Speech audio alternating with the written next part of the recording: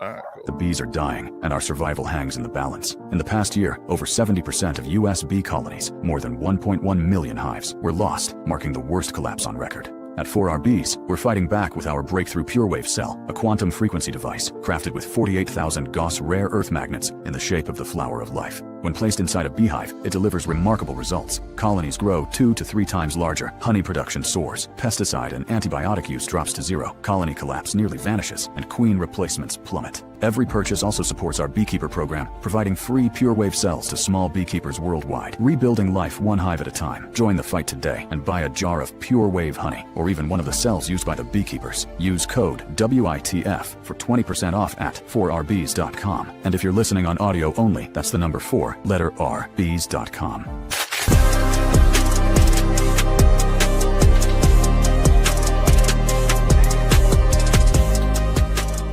Where in the Folk is not and should not be viewed as a news source. Any names, places, or likenesses mentioned are purely fictional, and any information discussed is purely speculative. Guest opinions are their own and do not reflect those of anyone else. Where in the Folk is not responsible for content accuracy of any stories that are told or what people do with these stories. This show is vulgar, sometimes graphic, and due to its content, it should not be viewed by anyone, actually.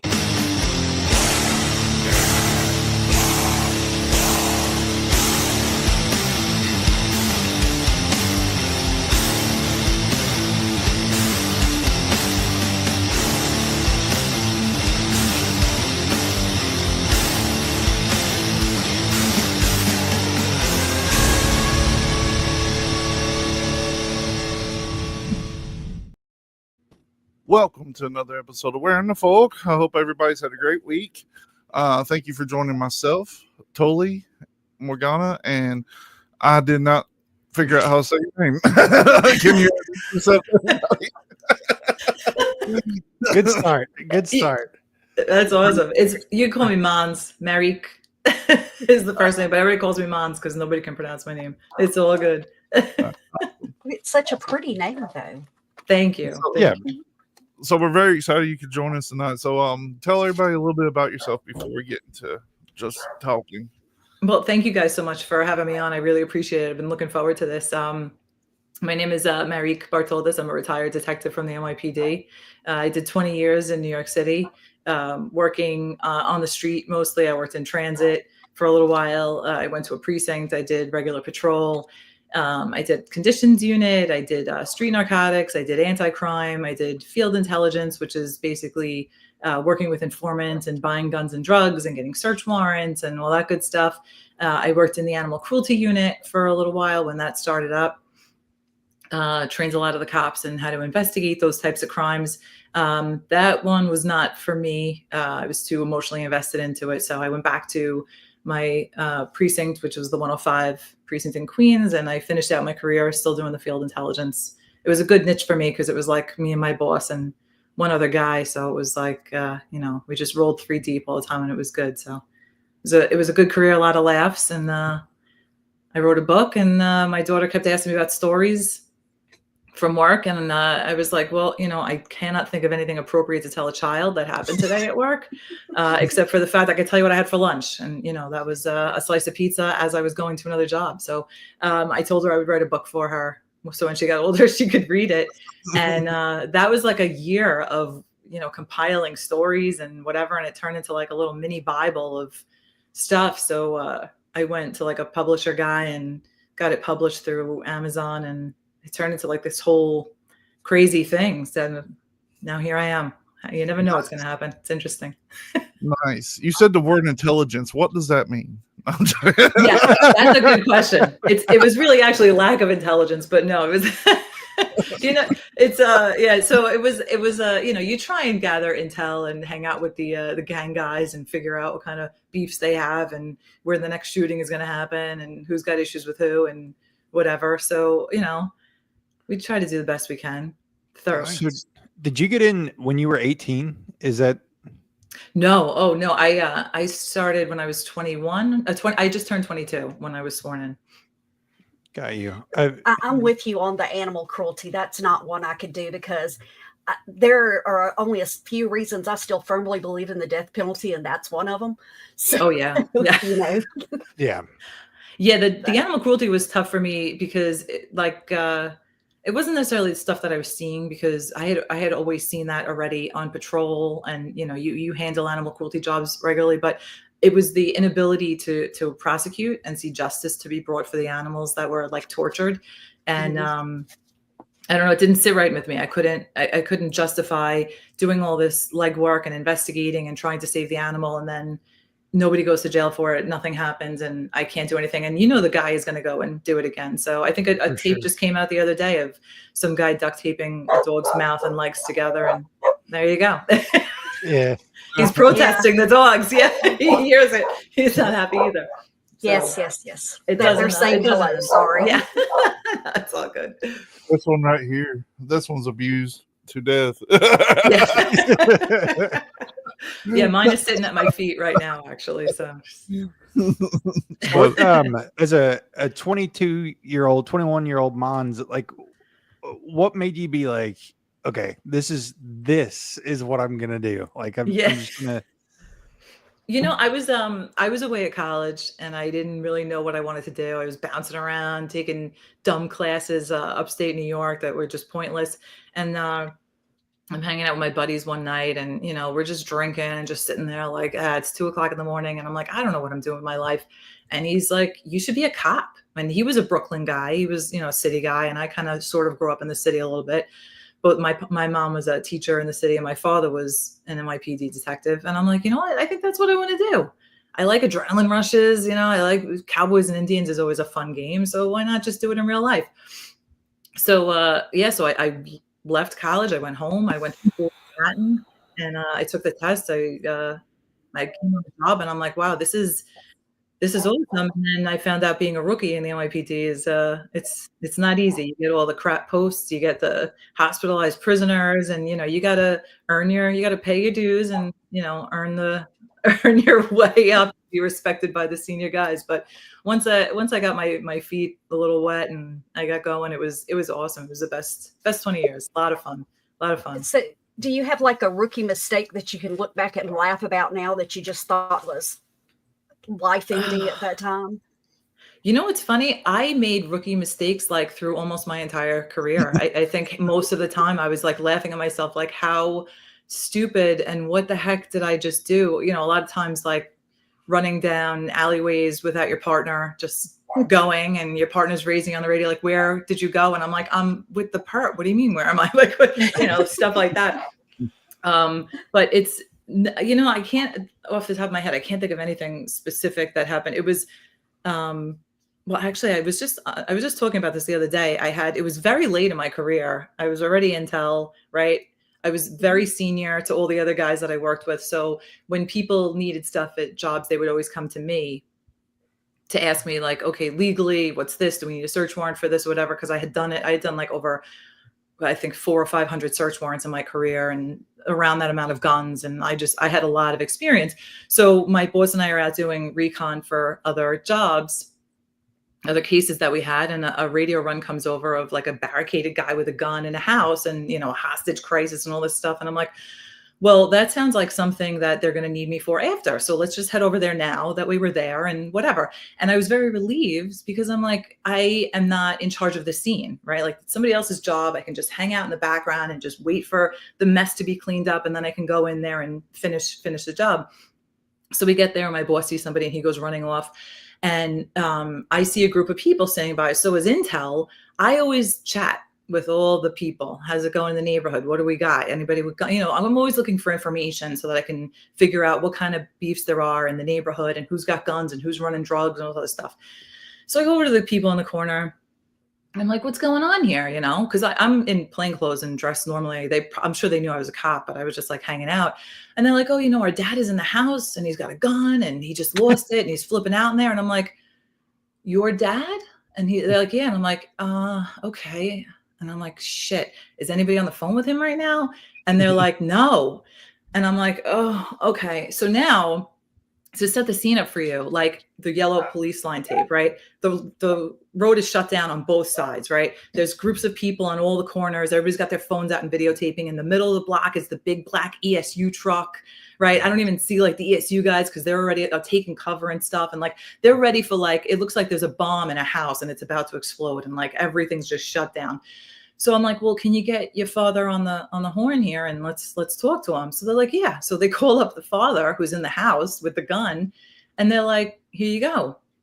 So now all of a sudden I'm thrust into the middle of this job when I just wanted to like hang out and wait for it to be over. And like I got my cup of coffee in the car that the ice is melting. So I'm like, all right, fine. So I'm talking to this guy, and I got to go into the tape, and my boss is like, yo, Mons, wait. I'm like, yo, I got the guy on the phone. I got to go over here now, right? So I make my way to the middle of the block, and I'm like, which house are we at? Because I don't know which house is this guy's in. So they point over to the left. So I'm like, all right. So I walk down the block, and I'm in front of the ESU truck, but sort of off to the side. So like it kind of gives me cover, but I'm talking to him like, this is Detective Bartoldus from the New York City Police Department. What's going on today? How are you? How can I help you? Blah, blah, blah. Just, and I don't have any like hostage negotiation training. I am like totally winging this. And it's like, please, Lord, do not let this guy start letting rounds go. I'm in a vest that stops 9mm. Like, what kind of guns? I didn't even ask what kind of gun this guy had. Like, if he's got some kind of heavy metal going on, I'm just a sit and duck. So I'm like, I'm in front of the house, and I'm like talking to him, and I'm like, I'm out front. If you want to come outside and talk to me, if you just come out with your hands up so nobody's nervous. And I hear people yelling my name. So I look at the other end of the block, and I see my anti-crime guys, and they're like, yo, Mons. And I'm like, yo, what's up? I'm on the phone with the guy. I got it. We're good, right? And I hear my boss yelling. And I'm like getting pissed off. Like I'm trying to hostage negotiate here, and everybody's calling my name. I'm like, yo, I got the guy on the phone, bro. I'm not like walking in the middle. So I'm just sitting there, and I'm on the phone with this guy, and I hear somebody yell my name from behind me. And I'm like, what the heck is this? So I turn around, and it's a buddy of mine that I used to work with as a cop, and he went to ESU, and he's behind me in this house right behind me, and he's like holding the door closed, and he's waving at me to get out. And I'm like, what's going on? I'm like, oh shit. I'm pointing at the wrong house. The house with the guy with the gun is behind me. I have my back to the guy with the gun. I'm thinking it's this house. I'm in the middle of this whole scene. I'm the only one out there. And I'm like waving to everybody like, hey, what's going on? And here I am with like 19 years on. The one that is supposed to be the intel, right? Like I'm the intel person, and I'm in the middle of the scene looking like an idiot with my back to the target. So the ESU captain took pity on me, and he's like, detective, come take cover behind and I'm like, oh, you mean cover like where everybody else is so that they don't get shot? Yeah. Good job, Mons. I am gonna get my balls busted about this one. So, but in any case, it worked out. I got the guy to come out, and he was just some old dude that I guess he was having a bad day, and he had it. And luckily he didn't commit suicide. So it was good. I hung out with him. We had a couple of laughs, and I offered to buy him a beer, just to kind of calm him down.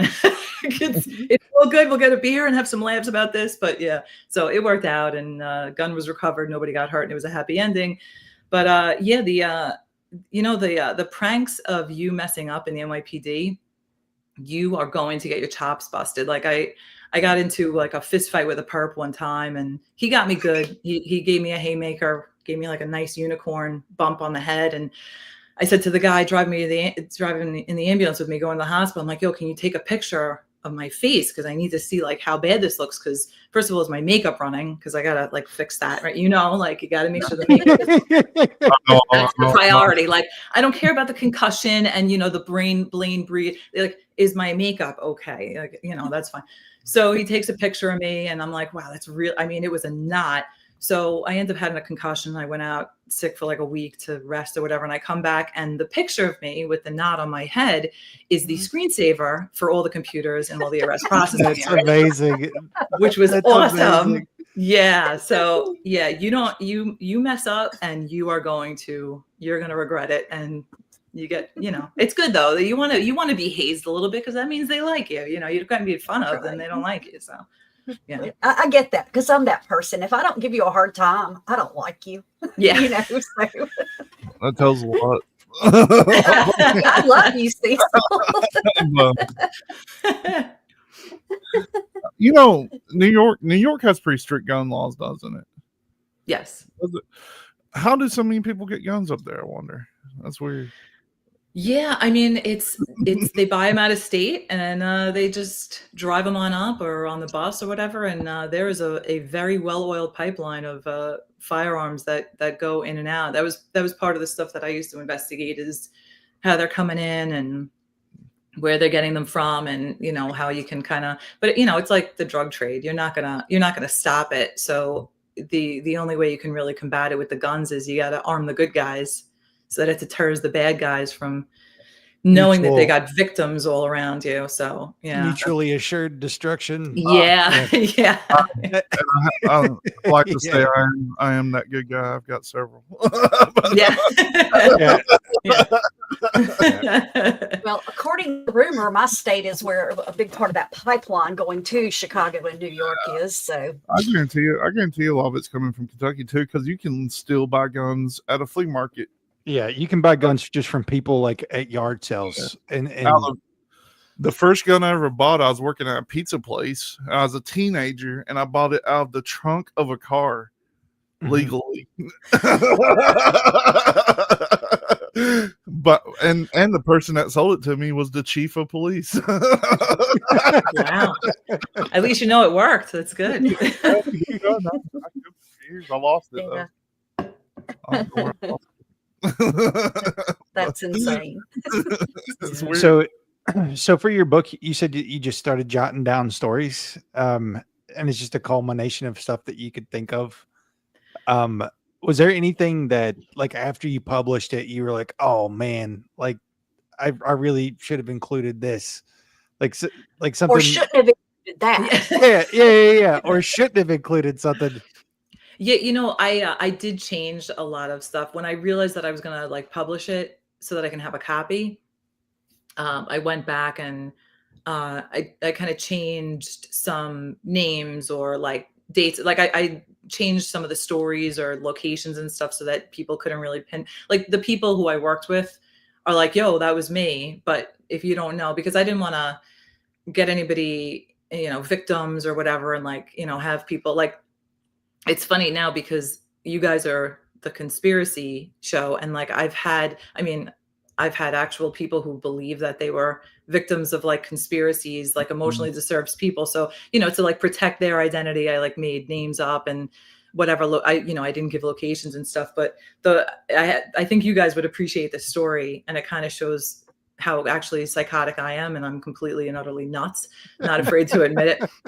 And it wasn't, yes, I am. I fit in with you guys, but it wasn't confirmed in the police department that I was nuts until this job and the rumor of it got around. But we had my partner and I had a call for this lady, and it was her family calling, and they were like, she's crazy. She needs to go to the hospital, and she's psychotic, and she's seeing things and hearing things or whatever. So we're like, okay. So you have to understand our point of view. Like, I don't know if these people have beef with this chick and there's money or like there's a million different things. So when somebody says somebody has to be taken away, we proceed with extreme caution because we gotta know what's going on, right?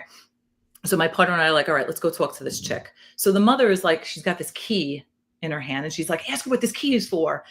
And I'm like, all right, let's relax, and we're gonna get there. All right, like, get out of my face. So I go into the apartment, and we walk into like the living room, and it's just a normally furnished living room, the couch and the TV, and there's a closet. It's extremely clean, which is not something that you find often in New York City because, you know, it's just like, I worked in like the ghetto area, so it wasn't really nice. So I'm like, wow, the floor is mopped and vacuumed, and there's not like empty food containers all over the place. This is like a nice apartment. And we're talking to her, and she seems totally normal and everything's fine. And, you know, she knows what day it is. She's not acting weird or whatever. And we were talking to her for a little while, because sometimes with people that are emotionally disturbed, you can see it in their eyes. And then after a little bit, they like flip a switch, and then their EDP, emotionally disturbed person, comes out, their personality. Wasn't happening with her. I'm like, there's nothing here. So we told the family, I don't remove people because somebody says that they're crazy, because that's like, you know, kidnapping and unlawful imprisonment. So we're not going to do that. So we left, and they were pissed. The family was mad. But my partner and I, like, whatever. So we drive around there tonight. We're doing our jobs, whatever. All of a sudden, another job comes over for loud music at the same location. And I'm like, I said Central, we were just at that location. Is it the same callback? Meaning, is the same person calling again? And she's like, no, it's a different person calling this time. So I said, all right, we'll go back over there. So we go over there. And as we pull up, the music is like booming out of her apartment. So the door is like slightly open. So we knock, and we're like, police or whatever. And she comes out from the back room, and she's wearing like this red leather jacket, and she's walking around all funny. And we're like, can you lower the music a little bit? Like, what's going on? What happened? Why you got the music blasting? So she's rambling and talking really quickly. And like her whole demeanor had totally changed from what we saw a few hours earlier. So my partner's talking to her and I'm like, I wonder if somebody's in here, like what's going on? So I just kind of walk into the rest of the apartment to see if anybody's in there or what's going on. I look in the kitchen, there's not a toaster, not a microwave. There's just like bare cat. It looks like nobody lives there. So then I look into what the dining room is. There's no furniture. There's nothing. The apartment, the whole rest of the apartment was completely empty. So I look at the windows and there's tinfoil on the little knob things where you unlock the window. There's tinfoil on each one. And I'm like, oh shit. Oh boy. Cause now I'm like, her family was right. She is nuts. And now I feel really bad because I kind of, we didn't see it. And now we have to handle it. So I go back into the living room and to cue my partner as to what I just saw. I'm like, what's the deal with the tinfoil on the windows? So my partner looks at me and I'm like, like the nonverbal communication between partners is very clear. So she's like, well, there's a mailman who parks back there and he doesn't like it when I put the tinfoil on because he can't listen to my phone conversations. And I had to get rid of my telephone too, because the feds are listening to me. Yeah. And I'm like, yeah. So now I know we have somebody who's completely emotionally disturbed. And so I said, I said, your mom showed me a key earlier. What was that key for? And she's like, oh, it's the key for the White House. George Bush gave it to me. And he says that I can come over anytime I want.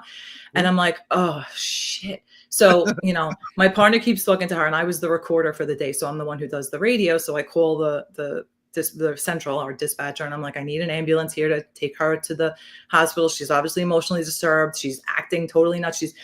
As I'm on the radio, she's doing like a walk thing, like a show off walk, like a runway thing or whatever with her clothes, showing my partner like how wonderful the clothes look on her. And she's manic. She's just like hyped up. So I'm like, do you take medication? And she's like, yeah, but I don't need medication. I'm fine the way I am. My family's crazy. Da, da, da. So, okay, fine. So now the ambulance shows up and we're like, listen, we just want to go and check you out and, see what's going on and just have you talk to somebody and then you can come back home. And she's like, I'm not going. So I don't like fighting with people. I try and use my mouth to de-escalate as much as I can. So I said to her, I lean over to her. We had to fight a little bit and we had to put her in handcuffs because she just was refusing to go. And I'm like, I feel bad because it's not her fault that the wires are not clicking. So I lean over to her and I go, listen, I work for the Secret Service. I am authorized to take you. We are taking you to George Bush to go to the White House to go meet him. If you resist, you will not be able to meet the president. And she looks at me, she's like this. She's like, okay. So we go she walks right to the ambulance. She sits down on the bed. So now the EMS guy has to get her, name and all her information or whatever, because she's a patient now. And she's like, I'm not giving it to you. And she's saying his badge number out loud and all this stuff because she's like, people listening. And I lean over to her and I go, listen, he's authorized under, and I'm making up numbers, under A235B, that's his code number. He's authorized to get your information. We have to verify who you are so that your eyes can be scanned so that we can let you in to see the president.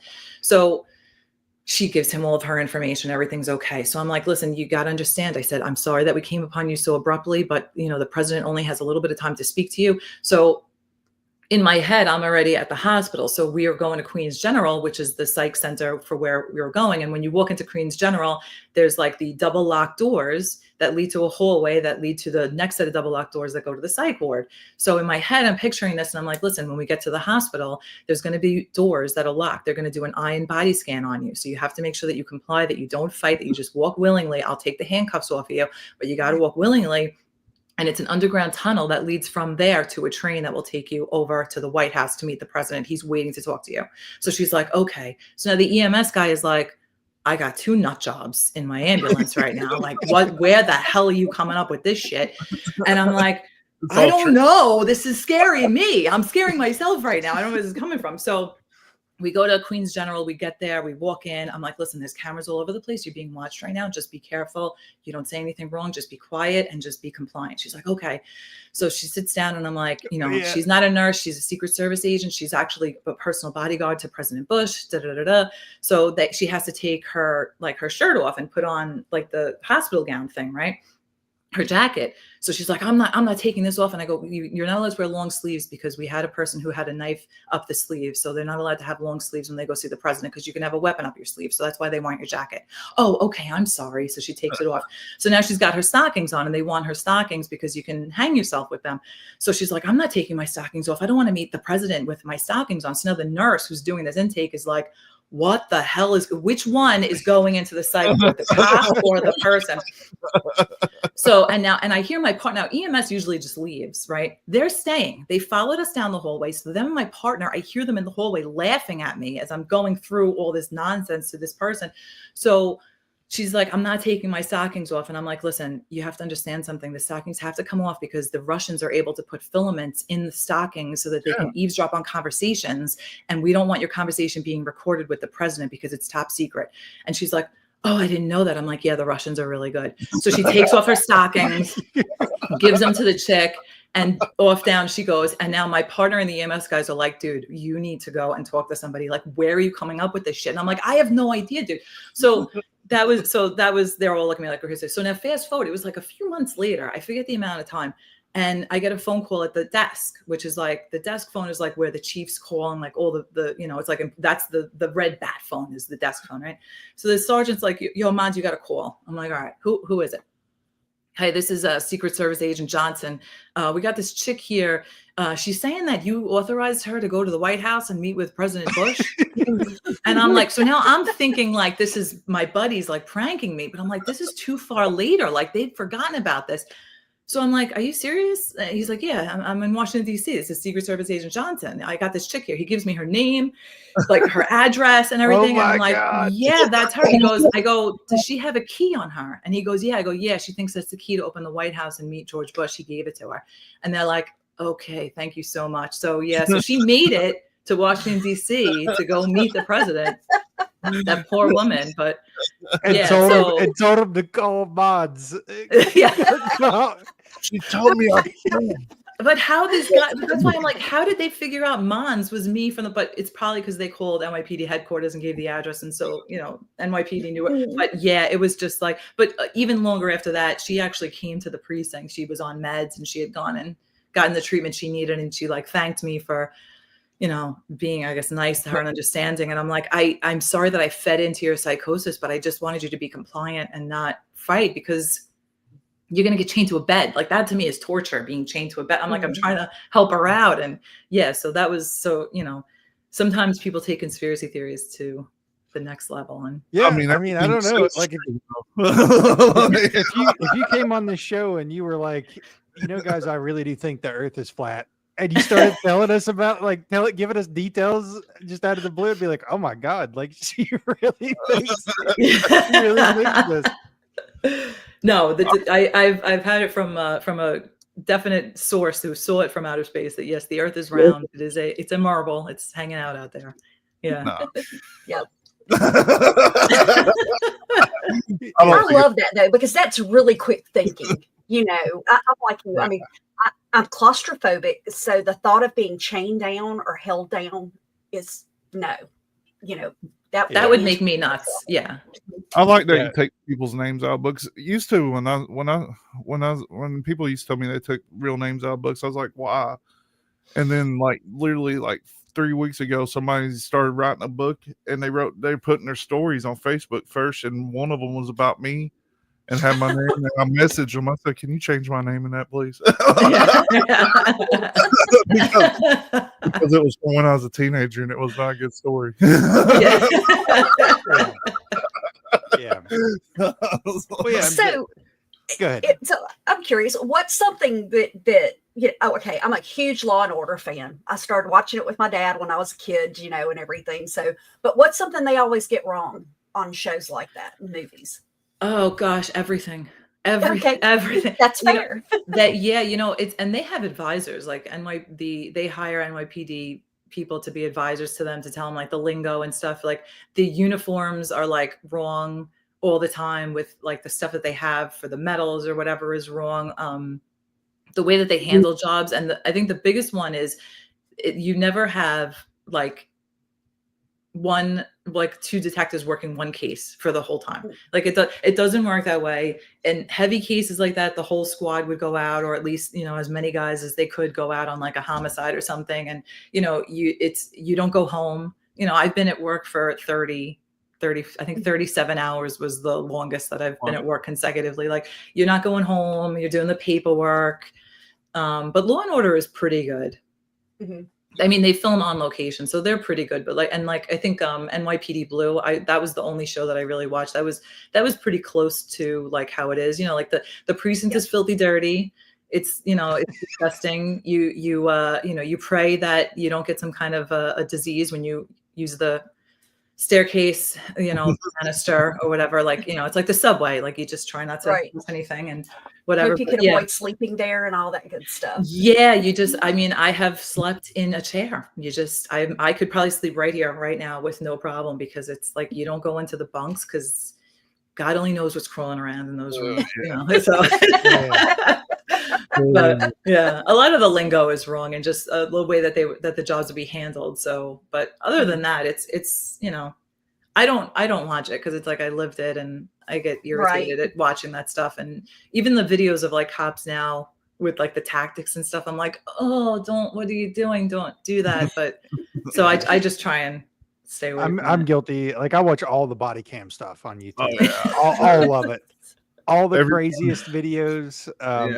Every morning. I have a serious issue with reality television, so I can't watch the body cam stuff because, and I know that that's real, but it just has that feel of reality television, like the Kardashian type crap. And I know, like I said, so I can't. I find myself not being as serious as it should be. I think I like watching it because, like, when I was young, I was crazy, so I was on the other side of it. And I'm like, haha, they got you. I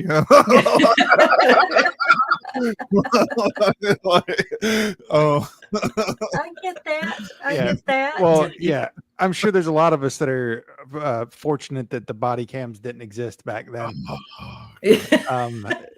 Because some of that stuff, like some of these videos of like drunk college age students acting a mess, I'm just like, now there were a couple times I wish there was body cams back then. I mean, it's just like it's now that people do the FOIAs just for YouTube clicks. Like there's people, millions of views on videos of like somebody who's just probably had a bad day and got too drunk and were acting a fool, and that'll be off their record, but it's never going to be off YouTube. Yeah, it's going to be on the internet forever. I'm glad I grew up before social media. I was on the precipice. MySpace was big. Well, and then there's also like the good old boy aspect. Like there's a video recently of a state trooper where he you can see from another person's body cam that he kind of is intentionally like not using his correctly, and he's just like beating the hell out of somebody. So I don't know. Hey, listen, until the cuffs are on, they are a threat if they don't want to go to jail. So until those cuffs are on, I've been there. They will swing and hit whatever they can, and all you need is one good hit in the head, and you're knocked out. And now they got your gun, and I don't want that on YouTube. That's for sure. That's embarrassing. The craziest one for me, like a lot of times I deserved it. But the craziest one ever was 3 days after I turned 18 years old. They've been waiting for it in our hometown, and they pulled us over. 4 carloads pulled us over. First time in months I had been sober in a day. And they drugged me out of the car, threw me up against the hood. And I was like, what's going on? And they was like, what do you want to do? I was like, nothing. I was like, you just woke me up.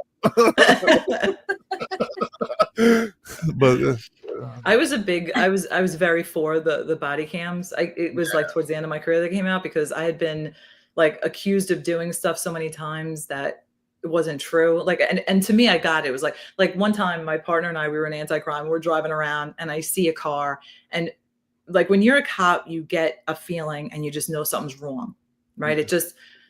I can't explain it. It's just, something's up. So, and this had been just in front of like a perp's house, a known gang member or whatever. And the car was a mess. There was no registration. The license plate was bogus. Like it was tints on the window, which in New York City is illegal. It was what they call a hoopty, right? Like a disaster, like duct taped together car, not registered, just, falling apart. And we pulled the car over, and it was a girl in the driver's seat and I guess her younger brother. So we pull him out of the car because the car reeks of weed, which is illegal. And in the center of the car was like a gun that had been like duct taped. It was a hoopty gun. It was like that was duct taped together. It was like, there was like a Ace Hardware sale on duct tape or something, and they just used it to put everything together. So, they go to there, we bring them to jail. So when you have somebody with a gun in the car, you have to take the car with you, right? Because the gun was found in the car. So now the car is part of the evidence and blah, blah, blah. So we bring the car to the precinct. And once you do that, you have to inventory everything that's in the car. So my partner and I open up the trunk in the car, and the entire trunk is filled with like lawn hardware. And we're like, crap, this is going to take us 17 hours to voucher all this shit. So, I mean, it was like the clippers and the hedge trimmers and like all this other crap. There was like a mini lawnmower back there. I'm like, it's a Camry. How is this even in here? So now we go into the glove box, and there's like handcuffs, like cops' handcuffs. And there's like a gravity knife, which was like a gravity knife, like you flick your wrist and it opens. Yeah, sort of like you flick your thing and the knife and like all this other stuff. And I'm like, and besides like all the empty food I'm like, oh my gosh. So it took us like an hour to lug all this stuff into the precinct. So we have to put it all out because everything has to be like itemized and vouchered for safekeeping. So one of the guys I used to work with walks in there, and he sees like the gravity knife, and he's like, oh, I had a knife that used to look just like this. And I'm like, this is arrest evidence. You cannot have it. Like, this isn't mine. And you're just going to like, say, like, this has to be vouchered. Stop. And he's like, yeah, but these handcuffs. And he looks at them and he goes, these are my handcuffs. And I go, what are you talking about, bro? And he's like, these are my handcuffs. He goes, look, it's my name. And what we used to do on the handcuffs is like, we would use that metal scraper thing to like write our name in the handcuffs so nobody would steal them. Even though with cops, property goes missing if your name isn't like instilled in it. So I'm like, holy crap, your name is in there. I'm like, you don't happen to have a lot of missing lawn equipment, do you? And he's like, yeah, I do. And I'm like, yes, awesome. Right? Because now I don't have, it's his, right? So he goes and he looks, and all of the stuff was his. And I'm like, wait, but how did all your stuff end up in their car in our precinct? And he's like, he lived out on Long Island, like 30 miles away from where we stopped these two. His car had been broken into like 2 weeks prior. All the stuff had been stolen out of his car. They put it in this car, and they're probably like, I don't even want to move this shit. So they had left it in the car for 2 weeks, and we just happened to stop them, and there's all his stuff. So we got to call we have to call Nassau County for them to come, because now this is like part of their arrest because he made a complaint with that. But I'm like, but something like that, you'd be like, the cops planted the evidence, right? Yes. Like, what are the chances of that happening? And I'm like, no, man, this was just an unbelievable chance. But my partner and I were happy because I'm like, now we just do a photo release. We take a photo, he signs it, yeah, this is my property, and it's gone, and we don't have to vouch. So he saved us like 13 hours of typing. I'm like, this is the best day ever. But it was like, it's like, what are the chances of that? Crazy stuff. The way people are now, though, they would definitely went to court and be like, they planted that shit on me. Oh, yeah. Yeah, that was like divine intervention for that guy to be there. It was a very small coincidence. I mean, I've been accused on the stand of like my most recent trial of like planting a homicide scene, like that I knew that a homicide happened there or whatever. And I'm like, no, I legitimately, it was just sheer coincidence that this happened. But if I were you, I'd be like, oh yeah, you absolutely knew, circumvented the Fourth Amendment, just took down the door, and you violated this guy's. It was so unbelievable. A body gets dumped, like upstate New York, right? I guess it's in the news up there. I didn't hear about it.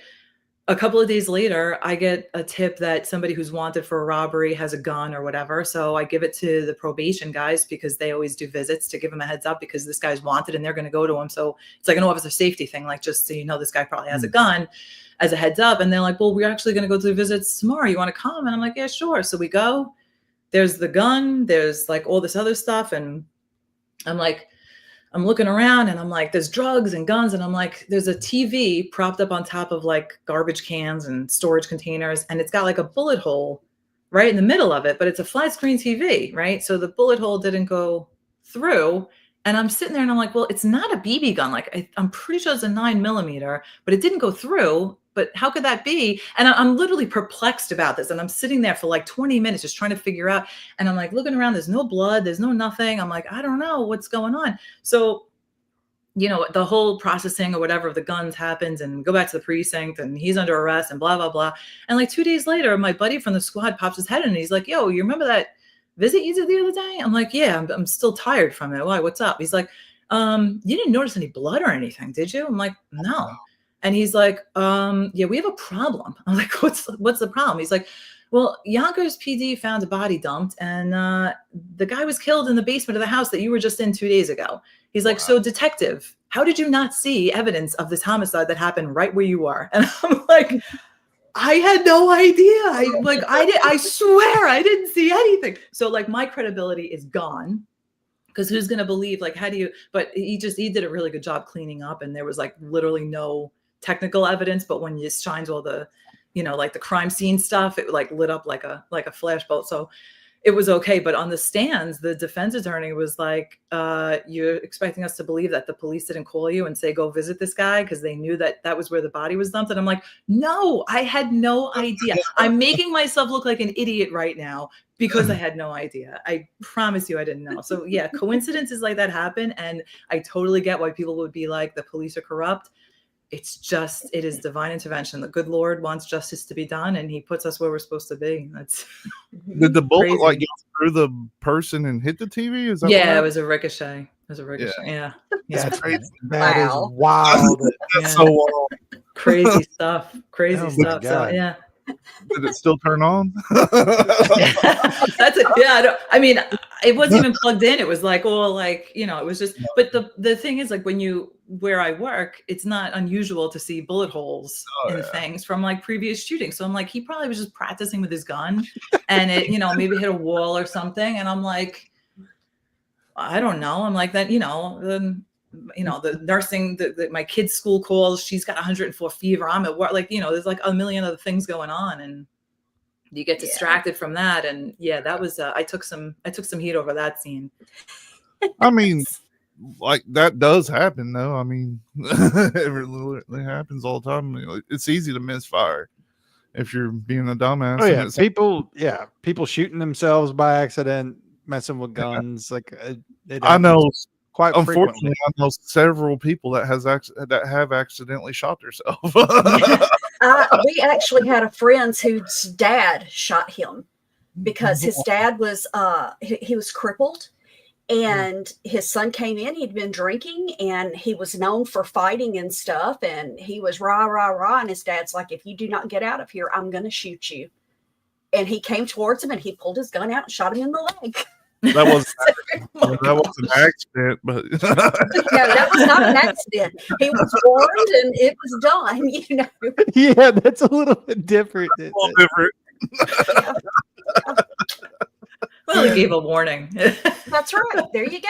And he did not serve a minute of time for it because of the son's reputation, for jumping on people. So this is going to be a kind of a left field question, Mons. So while you were like in your whole career, you've been in houses, like tons of houses where people have passed away, stuff like that. Have you ever had like a paranormal experience where you just couldn't explain something, like you're taking pictures and something flies off the wall, or you know what I mean? Like anything like that? No. Somebody opens their eyes and they're like, Joseph did it. Well, that could make life easier. That would be helpful, like lipstick on the mirror, like it was Jim. Yeah, like the M going off, like no. It's a little, well, it's smelly. It's really smelly. It's a smell you don't forget. But it's I didn't like, because you'd have to stay with the dead body until like the funeral home got there, so you'd literally have to like just sit there with like a dead person, and it's a little unsettling. But no, I never had a spirit come and haunt me, or like the cold air come past me, or like the TV turn on and somebody's coming through there and it's like they're back. Yeah. Well, I mean, New York in itself is supposed to be extremely haunted, if you believe in that sort of thing. So I had to ask. No, I hear you. I mean, it makes sense between the Revolutionary War alone. Forget about it. But yeah, it was no. I'm sorry to disappoint you guys. You got me on the spot. If you had asked me before and I had like a couple hours, I could have come up with a good story. But, I got nothing for you. No. One thing that always threw me off, like New York, being a cop there has to be like just insane busy.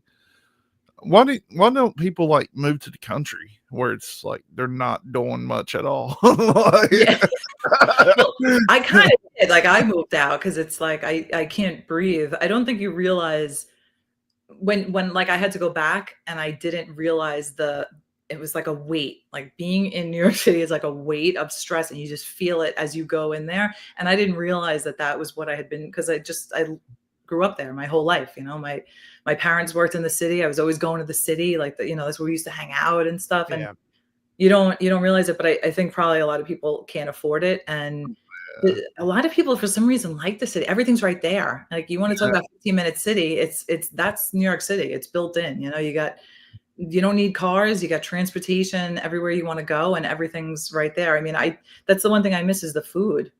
Yeah, You want every race of people and ethnic, whatever you want to call it, is covered in New York City. So if you like Indian food, if you like Chinese food, if you like Greek food, Italian, you're eating like a king. I'm surprised I wasn't like 1,000 pounds, but like it's like, where are we going to eat today? That was like the big thing. It's like, yeah, I know we have 3 guys shot and we have a lot of stuff, but what are we eating today? That's right. Well, I mean, like I need energy. you all stayed like busy because I mean, there's so many people there, so much stuff going on, but like you actually investigated stuff in our hometown. Like they walk up on somebody that was shot 3 times and be like, oh, suicide, and that's the end of it. There's definitely like a lot of good old boy, and maybe that's why a lot of that sort of policing doesn't translate to the country. To answer your own question, Cecil, this is neither a good thing or a bad thing that I'm about to say. Well, don't mean any offense, but everybody that I know from New York who has been in New York City is wound tight. like it just super high energy, and I think it's a result of being in that environment for so long. Well, and it has to be. It really does. And the good old boy thing, I think, is right, because we got friends that are cops now. That when we were coming up, I was like, no. Complete goofballs, like idiots. Yeah. You're like, wasn't I smoking weed with you last week, and now you're a cop? Like, you gotta lock me up for smoking weed? Are you kidding me? That's exactly right. That's exactly right. Like I was at a party with one. I haven't done anything in years, but I was at a party one time with one of my friends. He's like, I got a new job. I was like, did you? And we was passing one back and forth. He's like, yeah. I was like, what are you doing? He's like, oh, I'm sheriff's deputy. I was like, you shitting me. Yeah. That's not even a joke. That's true. Yeah, there's a lot of that kind of stuff. Well, it's slim pickings. You've only got so many people. Somebody's got to be the state police. We had a sheriff that all 3 of his sons were on the sheriff's department. So it was a matter of like who you knew a lot of times. I mean, my best friend dated a deputy sheriff. We got the best weed in town. I mean, I hate to say that, but I mean, it was, and I've known people that the same guy has arrested for having weed. I mean, so like I said, that backside of that going, wait a minute, that's probably what you brought us last time was that you put him in jail for. It'd be nice to have competent police, is what I'm saying. I mean, common sense is not common no matter what field you're in. So it's I think the NYPD is unique just because we have so many units. Yeah. And there's so much expertise there that it's almost like you're just set up for failure for a lot of the other smaller departments. Like I almost feel bad because I feel like there's because a buddy of mine was like, why don't you become a cop like in the town that I live in now? And I'm like, I couldn't, because I'm just not used to handling what I'm used to. Just go. Like I would handle like 30 jobs a night, like 30 jobs in 8 hours. Like you're just go. And I couldn't transition to that much. But working by myself, like who am I gonna? I need like a cat or a dog next to me. Like I got to talk to somebody. I'm Italian, man. Like this is not gonna work for me. I got to have somebody to talk to, just listen to. And I don't even need them to talk back. Like I just got to like go. So, but I think that was the good thing about New York City, and that's why like I didn't go to any of the smaller departments that paid way more, because I loved the constant, like it didn't. So there's always something going on. You go to work and like you think nothing's going to happen. Literally, like you would go to work. Like I'm thinking specifically one night I go to work. We had helped a buddy of ours move. I'm like, we are completely exhausted. We don't feel like doing anything. We're just going to have a down night. We'll eat, we'll drive around, but we're not looking to get into any trouble. And next thing I know, there's a car chase with a guy who had just done a gunpoint carjacking in the next precinct over. And we're right there because that's where my black cloud leads me, is always into the middle of the shit. And next thing I know, the guy goes to the precinct to try and go steal his phone out of the car that we had just taken. And it was a whole big rigmarole. The guy ran over a bunch of cops and like, you know, it was like, and I'm like, wait a second. I just wanted to sit and eat my food. And now the stray cats that I threw the food out the window to are now eating it. I'm starving and I'm going to be here all night because I just got, that's the benefit to working in a big city, is you just never know what excitement is going to happen. Yeah, that's so Did wild. you ever run across like any celebrities in your role? A buddy of mine was on a movie set and he was in a movie with Bruce Willis. Okay. Pop out. So he calls me up and I'm at a detail. So it's not like I'm like stuck at this. I think I was working on a marathon. I'm stuck there. And he's like, yo, I got somebody on the phone for you. And I'm like, all right, yo, what's up? And he's like, hey, Mons, this is Bruce. And I'm like, get the heck out of here. I'm like, shut up. Right. But he's talking to me and I'm like, holy crap. I'm like, Die Hard? Like, are you serious right now? Oh my! And I was like stuttering like an idiot because I was like, I can't even, like, yo, yippee-ki-yay, son! Like, what's up? You know, like an idiot. So, but yeah, so I got to talk to Bruce Willis, which was really cool. Nice guy. He was a great guy. It's sad what happened to him. He was a total gentleman.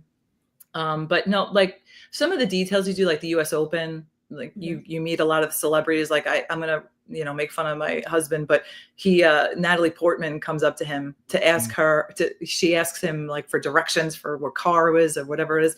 And he looks at her and goes, "You're Natalie Portman." And she's like, "Yes, I know. Which is the way to the garage?" Like, are you kidding?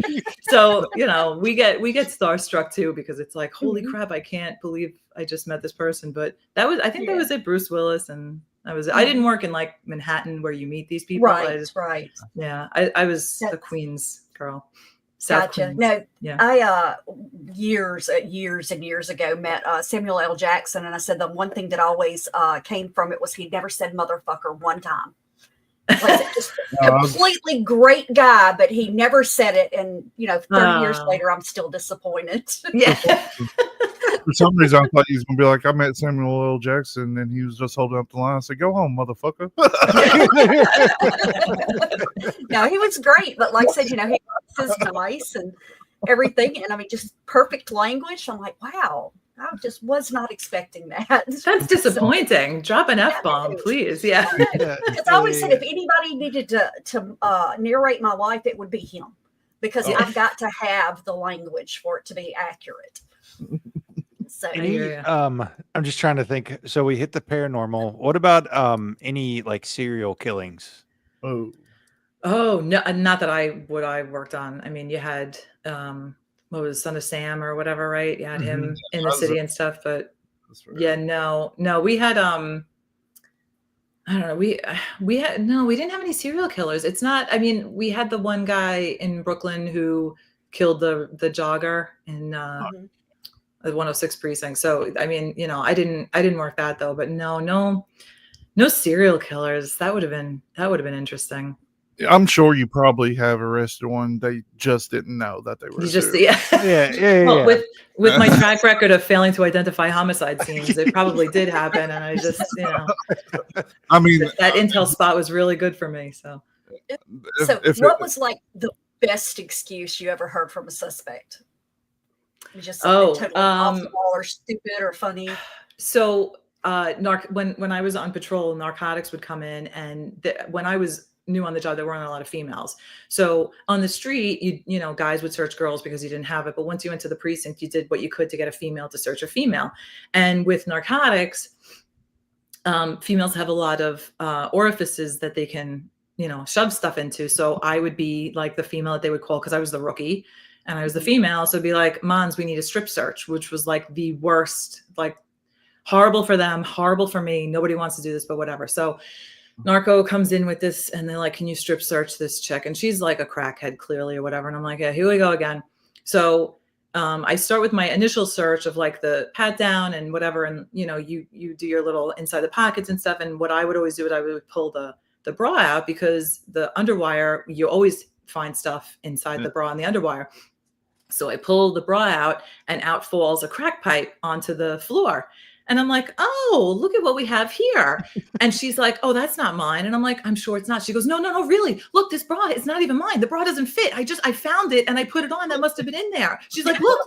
And she's like showing how the bra doesn't fit her. And that's why it's not hers. And I'm like, you know what? I give you credit. That's pretty good. That's a good one. Yeah. The shoe does not fit. Yeah. It's like, did you steal that from O.J. Simpson or what? That was, yeah, that's a good one. Yeah. Well, did anybody ever try to bribe you?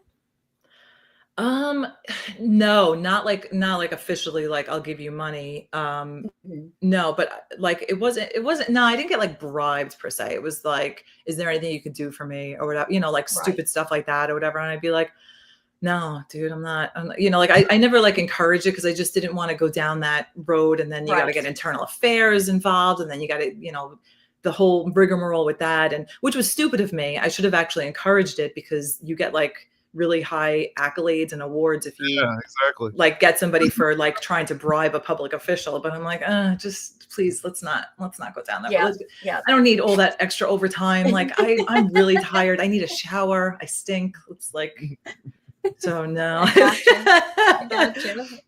No, I had like a lot of I'm trying to think of like funny things like more like the guy that had like the garlic that he had taped to the windows, like that kind of like I had like I'm trying to think of like your so like, vampires or something like yeah like he was emotionally disturbed. He like pulled a knife on somebody, right? Hey, so hey Steve. So he pulls a knife on a neighbor and they call the police. And so we get there and they're like, listen, he's totally crazy, but he's not a bad guy, but he pulled a knife on me and whatever. So I'm like, all right, well, he's got to go to jail. So I'm like, where is he? And she's like, I don't know. He ran the house and the entrance to his house in the back. So I'm like, all right. So I put it over the radio. So I know I have backup coming. So my partner's behind me. I go in. So I go in and there's the kitchen and he's not there. So I'm like, all right. So I'm like, police, whatever. And I'm like, I got my hand on my gun because I don't know where this guy is. I assume he's got the knife.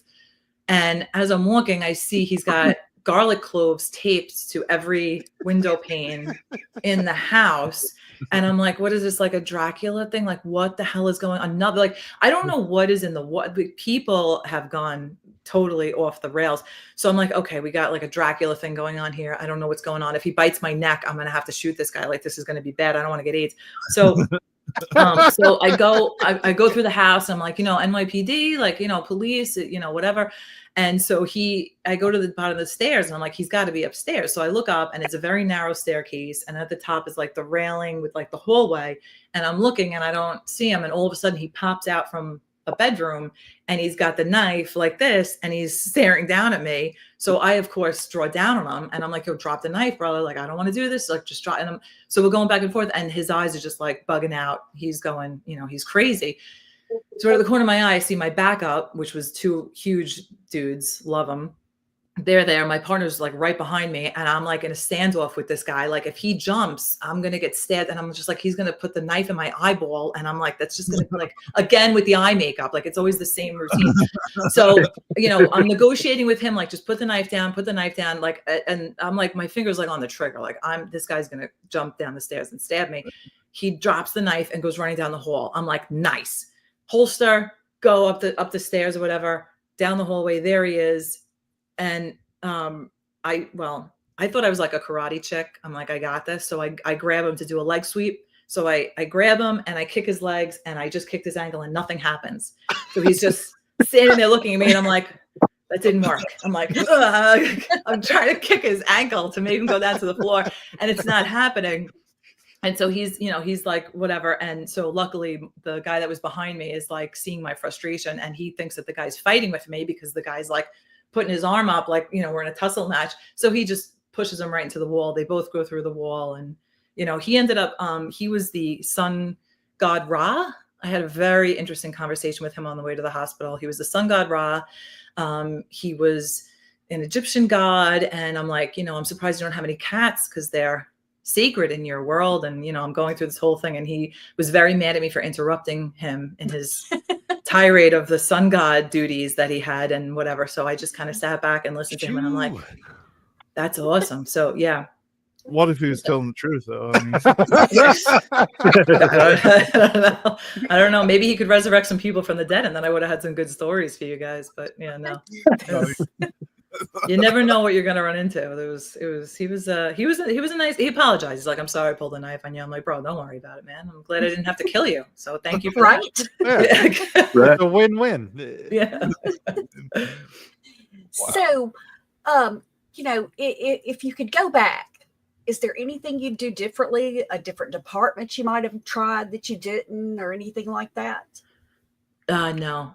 I was gonna say, 'cause I know you were across a lot of things and everything throughout your career. It sounds like you had an awesome career, honestly. Yeah, absolutely. Thanks. Yeah. You know what? I really did. I think transit, I really didn't like at all. And when they notify you in the academy, like one of your last days, like where you're put, and you have like a wish list of where you can go. You have like 3 precincts. So I put really busy precincts in Brooklyn North that are like really bad houses that I wanted to go to. And they put me in transit, which is like, I cried. I legit cried. I'm like, this is horrible. I'm quitting. Like I just went through 6 months of hell doing 75 push-ups and running laps around an unair conditioned gym, and now I got to go to transit, which is like 1,000 degrees down there. And there's homeless people. And I was really not happy about it, but it worked out. I got lucky. I got out of transit and went to a precinct, and I have really, there's always BS that goes with any job, and the NYPD is no different, but everything that I did, I loved. I loved every unit that I was in. I love the guys that I worked with, the brotherhood that I have, the friendships that I have. I met my husband working. So it was, there are no regrets. The NYPD was like the best 20 years. I didn't really want to leave. You have to leave at 20, right? Because then it's just, and I was also like too old for the job. Like all my work was paperwork, right? Like, like you do paperwork. Now everything's on the computer. So I had like one of the last jobs that I had, I was coming back from something and I had a car accident on the highway. So I go over the radio because I know patrol's busy. So I'm like, I just need somebody to bring me the paperwork and I'll do it. And everybody's like whistling on the radio. And I'm like, yo, why are you guys making fun of me? And they're like, Mons, there's no paperwork anymore. The paperwork's on your phone. You just log into the thing on your phone and you can fill out the accident report. And I'm like, that's what this thing does? I'm like, it rings. I didn't know you could do paperwork on it. So I was like aged out. And, when COVID happened and the vaccine mandates and stuff, I got heavily involved into that. And so I kind of left before I really wanted to go. But there are no regrets. I loved every minute, even the bad times. It was like, you learn from everything. So it was good. That's I was very blessed. Yeah. Well, I think that's a good note to shift gears a little bit, because you made the mistake of telling me that you were interested in conspiracies. So I've been waiting on this segue. You guys should have heard the conversation before you got on. We came to the conclusion that Tully is patient 0 for COVID. That's 2019. Probably not far from the truth. I was like deathly sick before they officially announced it. Right. Probably were sickest I've intentionally ever been. infected. It swept through. So at the time I worked in a building with 2,000 people, and it swept through the whole place like the Black Plague. It was but COVID itself, like the word wasn't even a buzzword yet. Everybody thought it was just a bad flu year or what have you, and then you started hearing more. So that was, it swept through the building like in late January, early February, and then by March we were all home. Yeah, Tully was so sick that I was like, "Hey, man, what are you leaving me?" yeah. That's the only time in my life where when I'm going to sleep, I'm like, I legitimately may not wake up tomorrow. Oh goodness. It was a bad deal. But I know New York was particularly strict about a lot of stuff. Like what was your experience with all of that? COVID for me at first, I was super paranoid. I was telling Cecil that like my husband was on the pile on 9/11. So he's got like some stuff on his lungs and he's got heart issues and stuff. So I was worried that I was going to bring it home. and we didn't really know nothing about it. I'm like, there's burning bodies in China, and they're taking the money out of the money supply, and I don't know what's going on, but those people are locking it down. They're like, you got the videos of the people being locked in their hotels in Hong Kong and starving to death and all this crazy stuff that I'm like, what is going on over there? So I was super paranoid the first month. I was like, nobody's allowed in the office. I had the window open. We weren't allowed. Like I was doing search warrants and stuff at the time. So the court was kind of like shut down. They didn't want us going out. That we were like, just hold off on doing any warrants or anything, hold off on your cases. We don't want to be sending informants into locations and they get sick or whatever, because nobody really knew what was going on. So for me, it was like, there's no traffic, because New York, it took me a half an hour to get to work without traffic, but with traffic, it was an hour and a half drive every day. So it was like, this is great. I got no traffic. Everybody's staying home. Yeah. I can go to my local restaurant and have take home drinks, like my French martinis are like to go. This is fantastic. So from that perspective, but because we weren't really doing too much, I had a lot of downtime. So I was doing a lot of research on like coronavirus, and that it was COVID-19, because it was the 19th mutation of a coronavirus that had been around for decades. It's like it's just a common thing. So then I find the Bill Gates video that really wasn't Bill Gates, but it was a leak from the Pentagon of all that stuff with Afghanistan and the vaccines and stuff. And I'm like, well, this is interesting. So then I start, what was that? What was that called? I think it was Event 201. Event 201. It was called. It was, that was in October, right, of 2019 or something. That Bill Gates and they war gamed it all. And it was literally a coronavirus, but I think the only thing was it started in South America was the test, right? It wasn't in China, but so you start looking into that and you're like, this is interesting. And then you find the video of, well, we figured out how to make people not radical, so we're going to put a vaccine in them. And it's like, well, how are you going to get the vaccine in? And well, we're going to release like a novel coronavirus to make people scared. And then that way they'll get the vaccine. And now, we've got the injection. And I'm like, holy crap, what's going on here? So time is dangerous, because you start looking into stuff and finding stuff and you're like, wow. So, but at the same time, that was when my faith, like my belief in Jesus and God, that was when it went up, because I saw the evil and the tyranny and all that stuff. So that was when my faith journey really hardened for me and solidified. And so it was, so out of the bad came good. But that was an interesting time in New York City. People were not going out. It was like, and crime is low in the wintertime anyway, because nobody is going to do shootings in the snow for the most part. Right. But it's like, it was very quiet, and nobody was really out. But then once like May and June came around and people were like, oh, this isn't really as bad as we thought, it just went back to normal. But not for Mons. Mons was on the computer doing the deep dive into the conspiracy theories. And I'm like, holy crap, what is Fauci doing? What is going on here? So I don't want to get you guys demonetized. So I don't know. Go into this. The only place that would take us down is YouTube. And that's not our, that'd be like a badge of honor at this point. Yeah. So with your research, and I'm sorry I'm late. How's it going? No worries. Did you trace the origin of it actually to North Carolina and then to Wuhan? Yeah. So there was 3 Chinese scientists that got arrested in Massachusetts. They were boarding a small engine plane, and it was the coronavirus. And then I think in Philadelphia, there was like lab vials that were left outside. That one, I only got one story and I couldn't confirm it. But it was here, which only doubled down on, the World Economic Forum wants totalitarianism and control. And their whole thing was, and then Bill Gates had been talking about vaccines.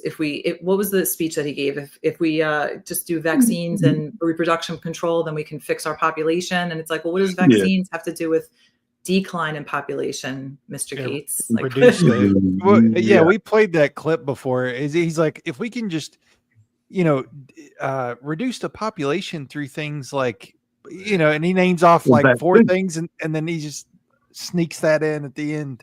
Yeah. I'm just like, okay. And people bullshit. It's weird. Yeah, I like for a normal person, like I was an atheist my whole life. Like I didn't believe in anything. I'm like, so for me for a normal person, quote unquote, who doesn't believe any of this, like you can Google like MK Ultra, right? And everything, like Operation Artichoke, where they wanted to the CIA wanted to figure out if they can get somebody to do an assassination at the drop of a hat. And like, who was that guy? Leonard Kyle, right? Was his name, where they did brain tests on him to figure out where in his head the emotions would come from, to see if they could use something, an electrode to trigger a particular type of emotion to make an actual Manchurian candidate. Like, this sounds like crazy stuff, but you can actually Google it, and Wikipedia, of all places, has it laid out right there. So if you look at and I think this is also where my faith came in, is like, you look at all this stuff and it's like, this is evil, right? This is the devil's work. So if the devil is real, then God has to be real. And that was like my mentality. But I mean, this goes back, I think, like even the beginning of the CIA, the OSS. I look at the CIA as the head of the tentacle of the devil, right? Like they're doing all these war games in other countries, in Venezuela, and they're messing around in Afghanistan with bin Laden, with the Soviets, and funneling money with the Iran-Contra, and all. Like they're even, I mean, you talk about the Kennedy assassination, like E. Howard Hunt, the guy was all over the place, and somehow he was with the Watergate scandal, and his name pops up all the time, and he was a CIA agent.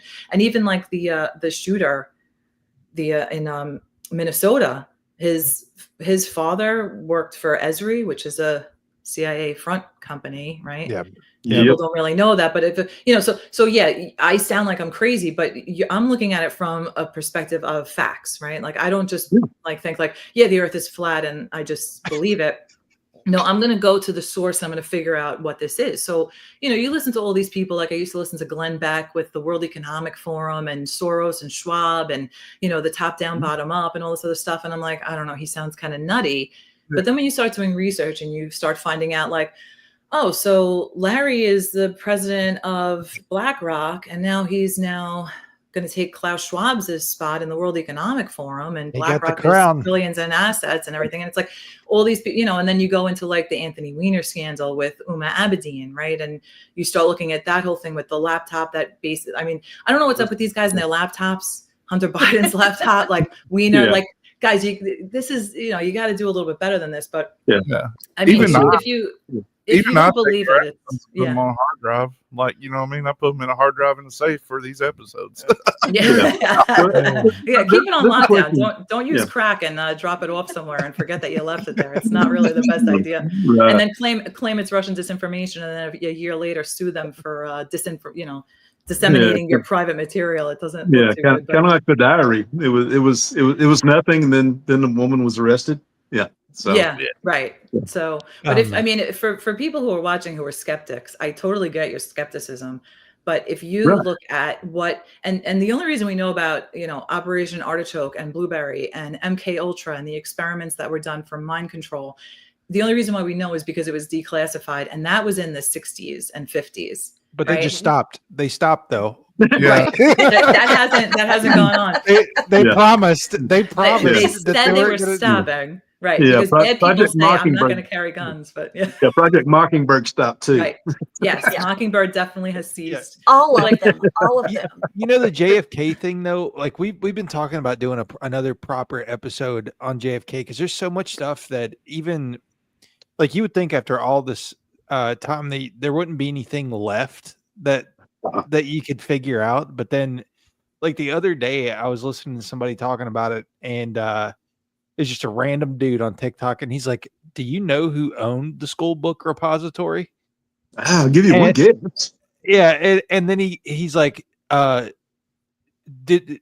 it common knowledge that Jack Ruby wasn't actually his real name?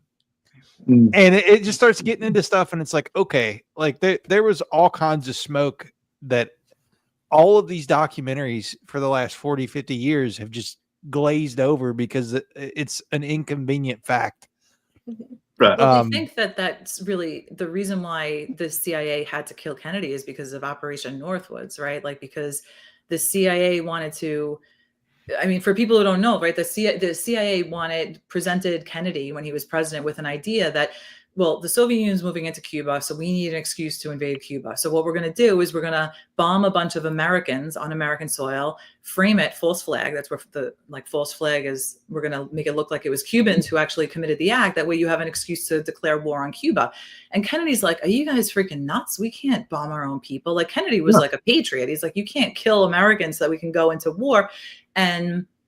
And so because he was like, I'm going to basically demolish the CIA and break them up into a million pieces, the CIA was like, well, you know, and I guess you can't really blame them for that. Like, it's survival, right? They're like, you're not going to destroy us, so we're going to kill you first. So, and it's also perfect because it's a warning to anybody else that if you're going to try and dismantle our empire that we've built all over the world, I mean, the Gulf of Tonkin incident, I think, was the first time that you realized that our government was willing to go to war and kill its own citizens over a lie. The Gulf of Tonkin incident didn't actually happen, right? And Johnson had no problem going along with it, but like 2 hours after the false report was changed by the DOD or whoever changed it, that this ship, what was it, the USS Maddox, right, was shot at by the North Vietnamese. There was 2 hour firefight and all this other stuff. Yeah, there was a firefight, but the Maddox, it was a sonar misread that they thought because of choppy seas that they were being attacked and submarines were attacking them, but it wasn't. So they were firing on basically the open ocean for 2 hours. So the admiral of the Maddox sends the report to the DOD and says, yeah, so this is what happened. And the sonar and radar was messed up because of choppy seas. So we need to look at that and figure out that problem. But we really weren't being attacked. And the DOD is like, yeah, but that's not working for us because we really actually want to go to war. The military industrial complex needs to make their money.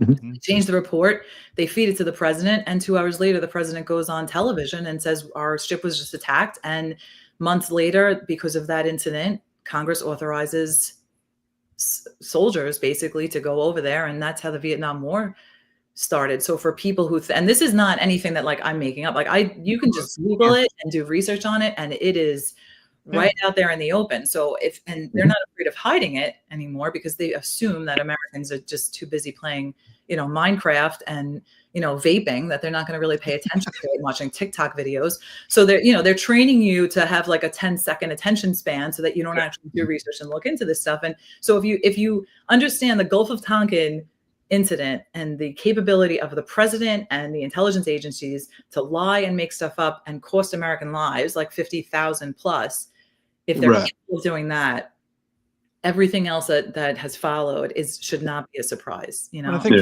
for Kennedy, it was probably a double whammy because he was also wanting to make certain lobbies register as foreign entities. Yes, and that probably because I mean it's like I think those two intelligence agencies are one and the same, or at least like linked, like handcuffed together at this point, like ready to go down together if they need to. It's like everything else, you know, it like right now, you know, the things that they're releasing for us, it's just a cover up to get you away from the things they don't want you to know, to think about. Yeah. Similar to Diddy being arrested. Well, everything that he had was confiscated by guess who? Mm-hmm. What was he actually charged with? Nothing. Yeah, they're having a big slip and slide contest right now with all that baby. Right. You know, everything's a distraction. When they admitted, UFOs were real, we were all sitting around going, okay, what's going on right now? That's the big thing now is like every time there's an inconvenient headline, it's, there's non-human biological aliens in the ocean. And well, right now there's a mothership coming to Earth in November. You know? Well, and that dude is super sketchy. So whenever all this Epstein stuff started flying off the rails, they got this dude from Harvard. I forget his name. It's a physicist at Harvard. He gets on TV, like in front of Congress, and is like, there is a hostile ship the size of Manhattan that's headed toward Earth, and it's going to slingshot off Mars's gravity, and it's going to be here. it's going to be here by November. So he had seen Armageddon too, and he was just using Mars instead of the moon, right? Yes, yeah. And he, like, how does he know they're hostile?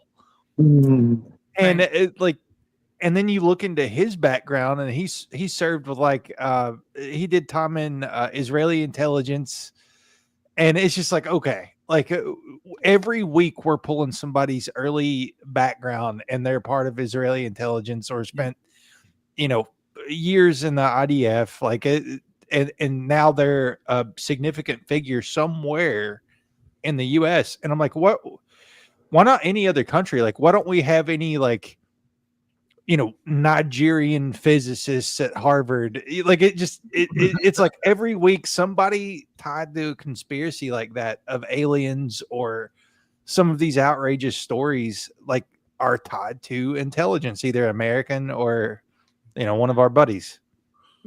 Yeah, they intentionally make that water so muddy that you can't even figure out what. I often wonder, like, if I was a CIA agent, I would be like, I need to write down what's fact, because there's so many disinformation circles going around. You you lose track. But not to bring up the tragedy, but I mean, working in intel and working with informants to infiltrate organizations is so difficult, and that's on like a low scale, like local gang member scale. I can't even imagine how hard it must have been to infiltrate Hamas and Hezbollah, and like the beeper scandal where the IDF confiscated the beepers and put bombs in them and then put them right back out. And all these guys are wearing the bombs, and they all at the same time let these bombs go off, and they have their cojones blown off simultaneously. And like the intel program the IDF has is so unbelievable. And when October 7th happened, I'm like, how does an intel agency, with the capability that they have of infiltrating all these different organizations and executing perfectly these beautiful attacks on their enemies that are like ingenious, in my opinion, they don't see this coming? That must have been going on. The training must have been going on for months, right? They have the best perimeter defenses that they have, better than us. The Iron Dome, the video, the walls, even to the point of like making sure they're not digging underground. They have underground sensors, they have cameras, they have all this technology. How did they not know that this attack was coming? How did they miss that? I mean, come on. Doesn't follow logic. Third world countries. They just thought that those people were training to learn how to hang glide really well. Like, but it all comes down to both sides are typically funded by the same person. Almost. See, well, you're probably familiar with who actually helped create ISIS. There's another country that actually helped create Hamas. And we knew about Pearl Harbor before it actually happened. Yes. Oh, yeah. Just like 9/11. Yeah. Mm-hmm. Well, Just that would be an like awesome. We've been talking about having an episode on that as well. You should join for that one. The That would be, 9/11? that would be a perfect. Oh. Yeah. What was the Operation Able? Operation Able's. What the heck was the name? The operation where the FBI had 2 of the 3 cells.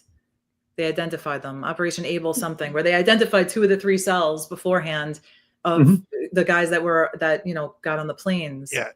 Well, and all of the information was erased, and it's like that they weren't allowing the people that were in part of those investigations to testify to Congress for the 9/11 Commission. Right. It's like it's sad, but if you like, for me, the disbelief, because I'm in a field of protecting people, especially people that I don't know, right? You work to help and save lives of people that I never saw before and I will never see again. And to know that your government, or the deep part of your government, the deep state government, is out there, it's almost like, no, this can't be. There's no way this happened. But yes. I just always go back to Vietnam and the origins of that, and the OSS beginnings.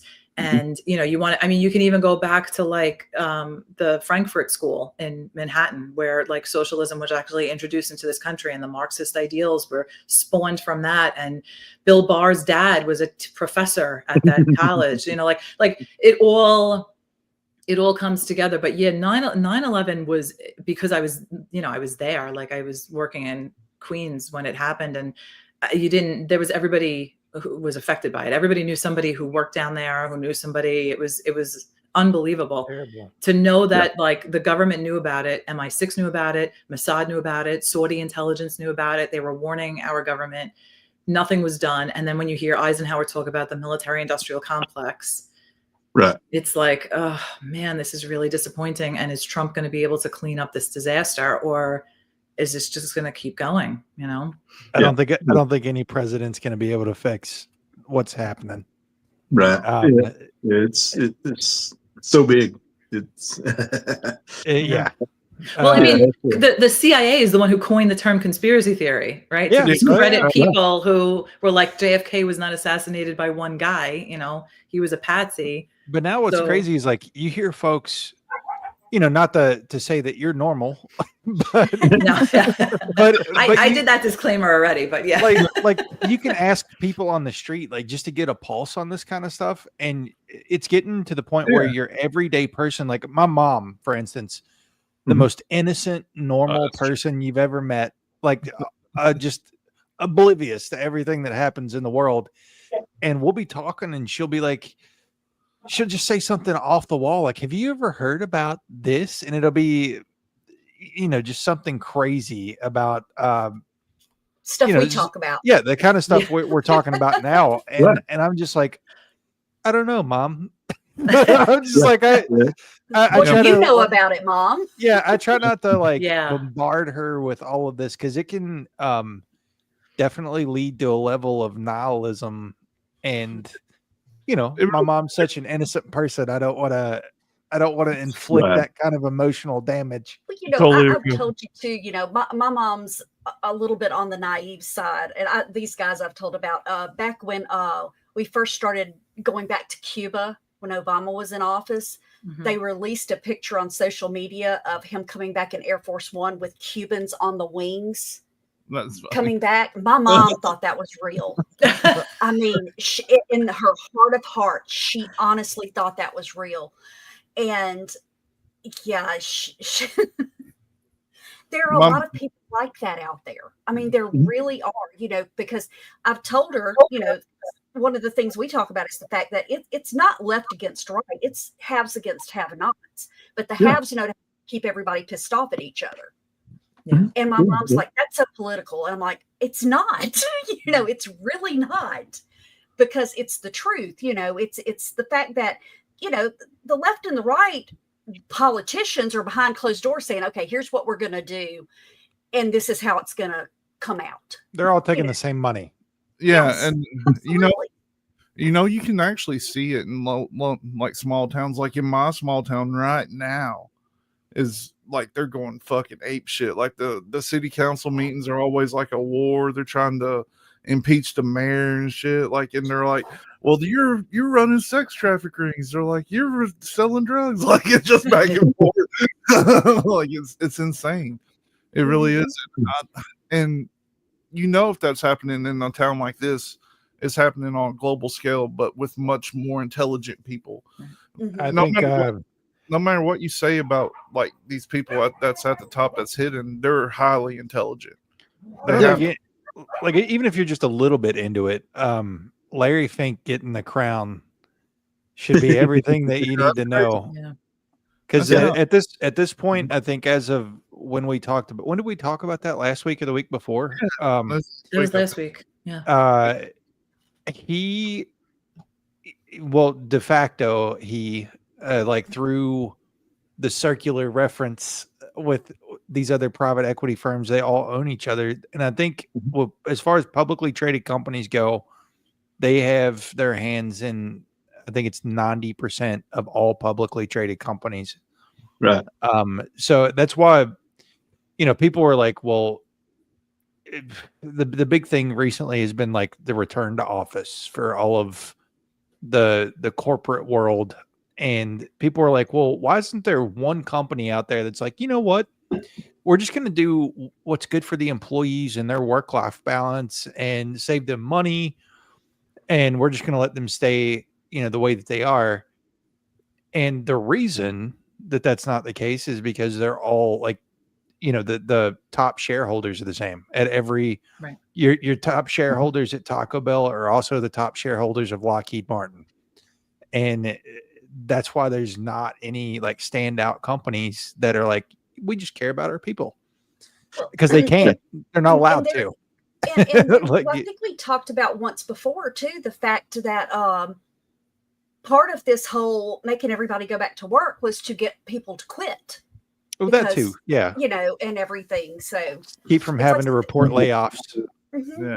Yep. Well, the picking and choosing of what businesses were allowed to stay open, what were you were an essential. You were essential. Yeah. It's like that is the introduction to like the socialist Marxist form of like, these people are important. You're really not, and these companies are playing ball with us, so we're going to let them stay open and make money. And all the mom and pop stores, which is where you get your freedom from.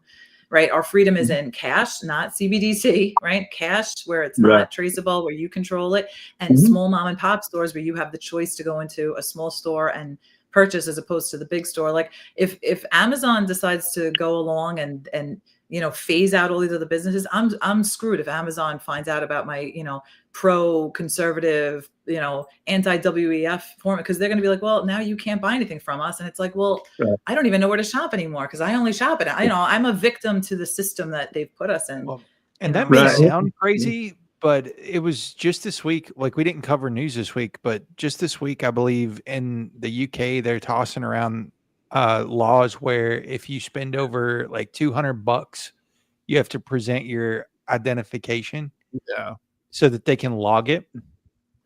And I mean, that's one step away from what you're talking about, where you make the wrong social media posts, which are already arresting people for in the UK. Right. And not only are you in jail, but you can't buy groceries for 6 months or whatever they want to do. Yeah. Well, and the fact that there are places. I'm sorry. Go ahead, Stephen. No, I was just going to comment on the 14-year-old girl who used whatever she was able to find this week to defend herself against some would-be attackers, and then she wound up getting arrested. She's the one that got arrested. Yeah.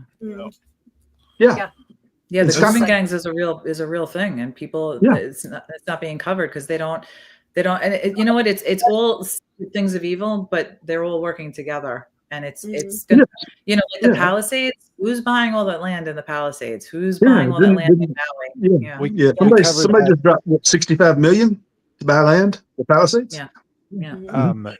BlackRock, I think they're trying to buy an electric company. In the process of buying an electric company in Minnesota? Is that where it's at? I think, one of the and they're also looking at buying another one. Right. I was like why did Soros? Oh, sorry. Go ahead. No, I was reading also this week that because I knew about Musk, but I didn't know about several other of these multi-trillionaires that are actually buying full towns. For to the data centers. Right. And then bringing their people in to live in the town and everything like that, I mean, so it's taking away resources from, places around. Where are all of the activists about these data centers though? There's not one. Not one person's talking about the damage to the whole ecosystem that those data centers are doing. I mean, I like making pictures on Chat GPT, but I don't think it's worth like destroying. Part of the problem is that AI has become a boomer buzzword, and you hear it thrown around excessively, like in Congress, as a good thing, but because of that, nobody's talking about the implications of like the folks that we saw. I forget where that was, but there was a data center put in the same town that they lived in. They'd lived on this farm for like Georgia. It was their dream home, and they can't get water. They have no water pressure in their house now because of how much water the data center uses. And we figured it up. It's like trillions of gallons of water that these data centers use in a year. Yes. It's unusable afterwards. Right. Yeah. The comparison I want to make right now with AI, see, supposedly everything you hear, we're in this big race with China over AI. Well, what was the thing back in the 50s and 60s? It was the space race with Russia. Now it's an AI race with China. Yeah. So, I mean, it's here we go again. The cycle is repeating. And I'm not, as you know, I'm not like super religious or anything, but I was fixing breakfast about to leave for work the other morning, and I got to thinking, like, I had watched a video or something about, there's people all over the internet constantly talking about the Antichrist, and Like, isn't there something that says that they only have one eye or something like that? Yeah, it's in Zechariah chapter 11, verse 17. His right eye will be completely darkened, and his right arm will be clean dried up. Okay. Well, I didn't hear it that way, so maybe I'm making stuff up. I was like, this was like a stoned moment that I was having at 8 o'clock in the morning. I'm like, okay, it only has one eye, but what if, like, you know, a eye, like one eye, like like that was totally like a space head moment. But you could watch Totally mind. While we're on the topic of the Antichrist, Peter Thiel is going to give 4 talks about the Antichrist. Palantir. Well, that's interesting. That's appropriate. Yeah. How about that? Yeah. Israel just set fire to like the Red Bull or something, or they didn't because there was like one white hair on it, but the Red Bull of Revelations. They did go through with the sacrifice. Did they really? But the debate, yes, yeah. Supposedly they really did sacrifice one of the red heifers. But what the commentary is about it is that it was just a practice run for the real thing. Practice. Yeah, torture a poor animal just to see how it works. Yeah, it's nuts. They had impurities. Is that what? Anyway, that's what the stories are. From what is it Peter Thiel that's the power of attorney for Epstein? Was he power of attorney for Epstein? There's somebody close to Palantir who was POA for his estate. Yeah. Oh, really? If it'd been Thiel, that would have been crazy. While you talk, I'll look it up. I'll figure out. I'm on it.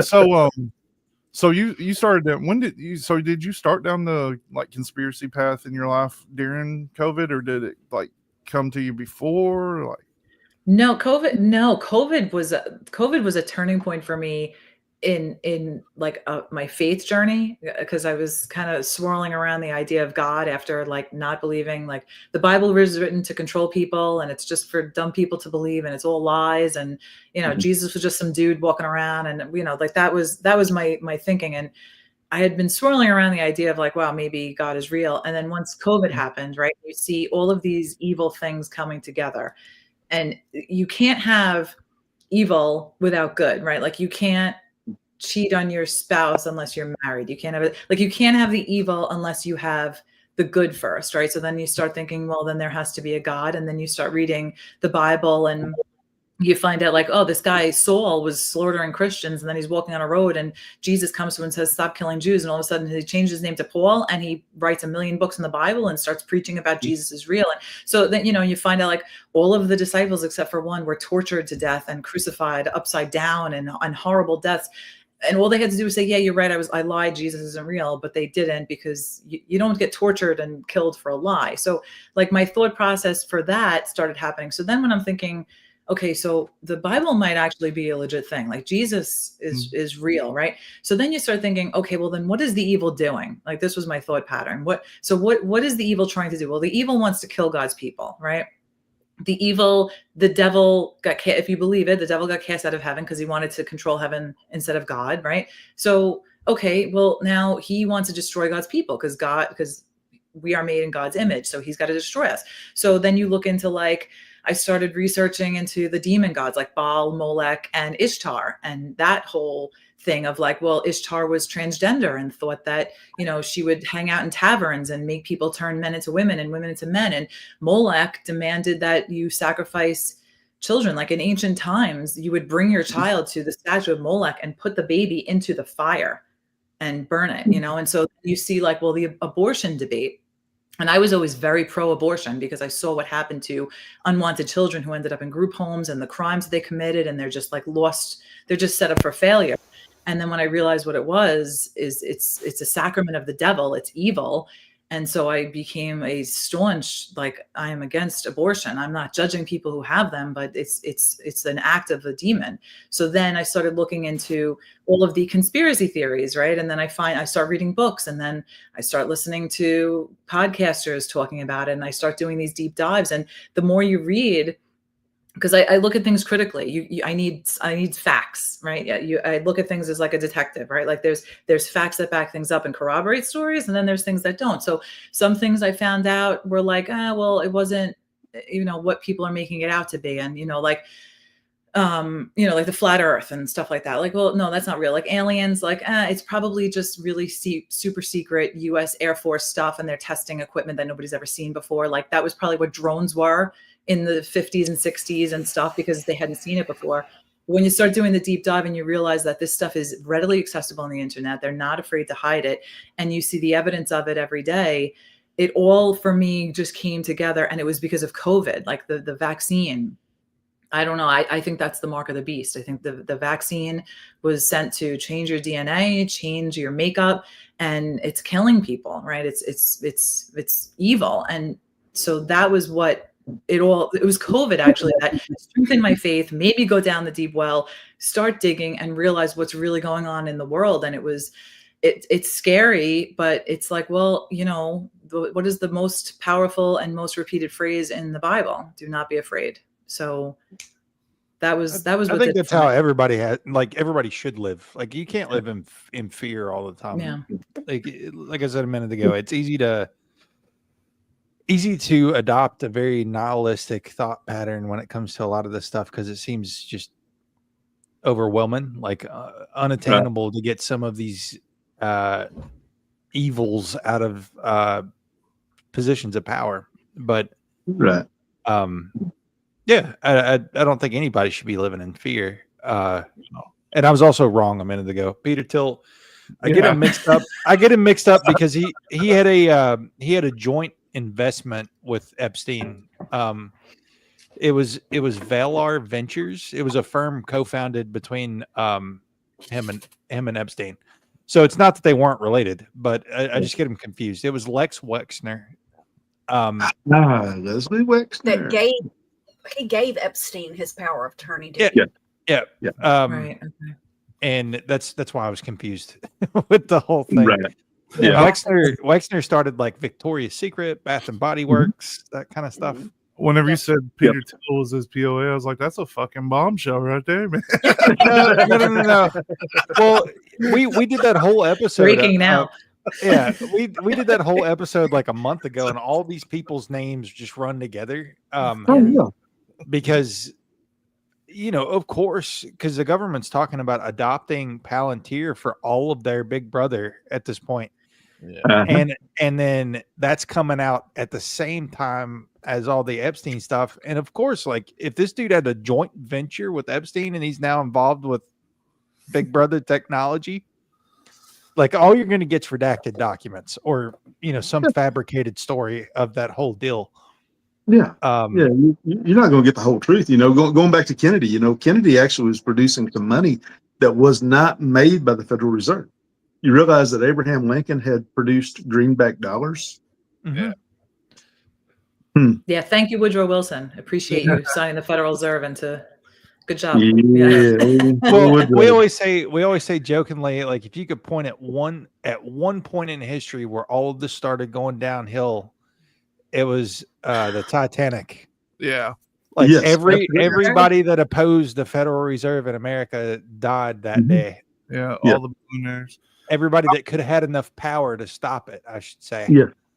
And the ones that were pushing for it just happened to not make the boat. That's my favorite. Dang, I overslept that day. Yeah. Yeah. Too busy thinking about AI Antichrist that I didn't make the boat that day. Yeah, that's right. Just like the on 9/11, whenever 9/11 happened, who was wasn't the guy's name Larry? He was always there in the World Trade Center, and that on Larry that day, Larry Silverstein, just happened to be late that one day. At 40-something years of him being there on time every day, he was late that day. And he had just purchased it and put $1 billion insurance policy. And he got paid a double indemnity. Indemnity on it. We gotta put together like a 2-3 hour episode on that and just step through it at some point. There's a lot. there's a lot with 9/11. I mean, you got to go back to Afghanistan and like the Soviet invasion. Like that's you got to go back to where that is, because that's the origins of it, and Pearl Harbor is tied in there too. Yeah, that's a lot.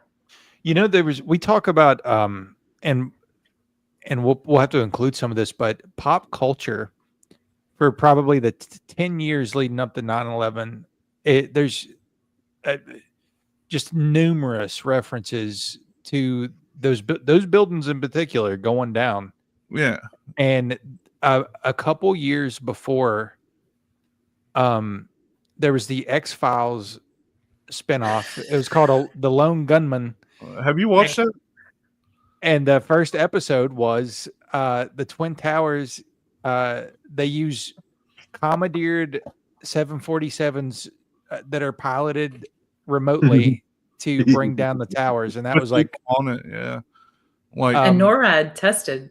NORAD had a test like a month before or 2 months before or something. Or a simulation again, and another Event 201 Agenda 20. Yeah, simulation of a plane flying into, or like a drone type thing flying into a tall building. Yeah, wasn't there a simulation going on that day that Dick Cheney was actually in charge of? Yes, and then there's something where they were telling Dick Cheney, like, the plane is getting closer to the Pentagon. Do you want us to scramble? And he's like, okay, no, the order still stands to stand down, and we're waiting. And you can always argue against, well, Cheney wasn't technically at the top of the commands, right? It was Bush, and he had to give the order and whatever. But at some point, you got to say something is really wrong here. I would love to know what was in Building 7 also. Oh yeah, no kidding. What about Building 5? What was in Building 5? I think in Building 7, nobody talks about. Yeah, there was. I think there was probably a lot of damning files and stuff on the OKC bombing. Yeah. Well, Whitewater. Oh my goodness, Arkansas. Arkansas, not your Kansas. Arkansas. Yeah. Yes, Arkansas. That suicide network that came out of there. Yeah. Yeah, that's where I live. I live about 50 miles from where everything went down at the Mena Airport. With the which building was it that they said they demolition on purpose because it was going to fall anyway? That was 7. That was 7. Yeah. Building 5 fell too, didn't it?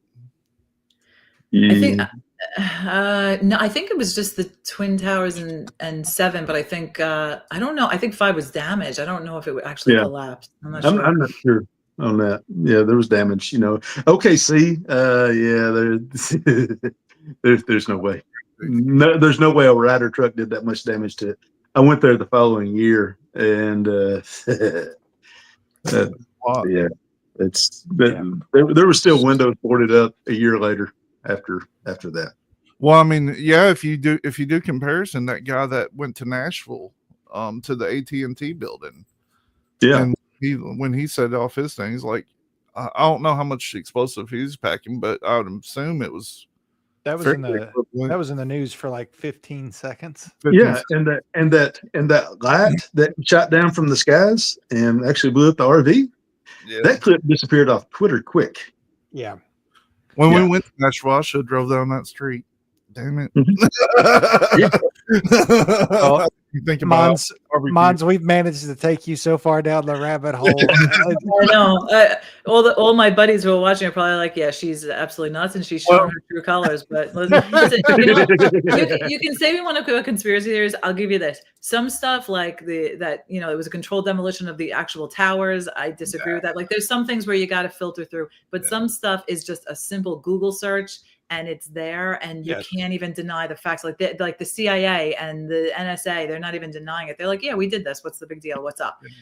So it's you got to be careful with the conspiracy theory that you don't go too far down the rabbit hole. But the general stuff, it's just documented evidence. You can't deny it. It's just it's just facts. You're building a case, and these are the facts. And it's unfortunate that you just have to pray that you're not a victim to this giant World Economic Forum neocon globalist system that they're trying to instill, and hope that the Constitution and the genius behind it stands, and that our freedom is preserved. Because otherwise, we are in You know, I'm not suicidal. Just saying it for the record. You know, I'm very happy with my life. So exactly. If anybody ever tells you I killed myself, start looking. Yeah. Because I did Same. not do it. But You know. I mean, and a lot of people's always going to say, well, they wouldn't take that many lives on purpose. Think about Operation Northwoods. All they had to have was yeah, let's do it. Think about even the Tuskegee experiments, like even back then, Yeah. you know, things like that. They don't care. It's collateral damage. Yeah, it's collateral. It's a means to an end. Yeah.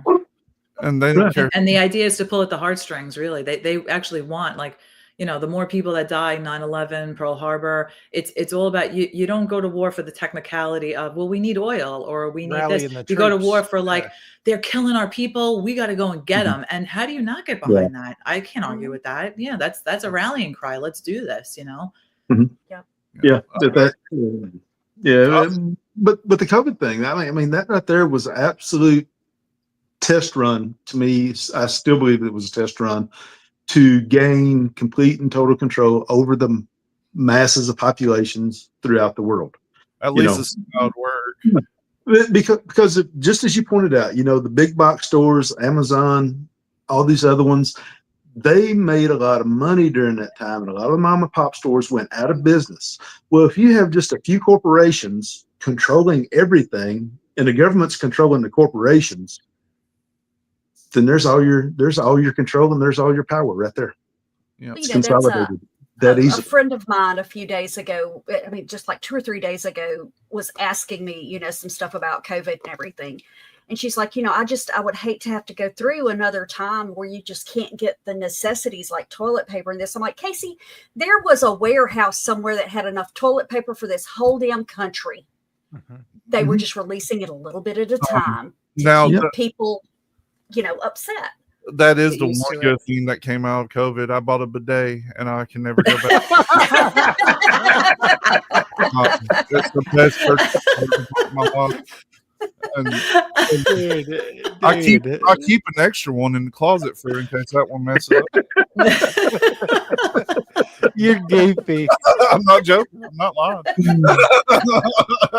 But I mean, if you missed the first part of this, go back and check this out because Mons has wrote a book, and I am ready to purchase it myself. I should have bought it beforehand, but I'm lazy.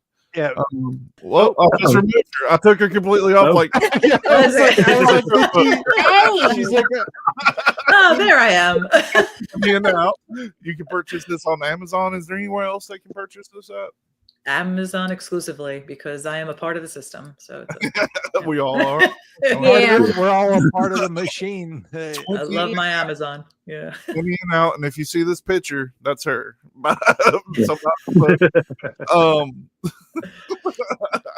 Do you have anything else that you guys want to push or anything like that?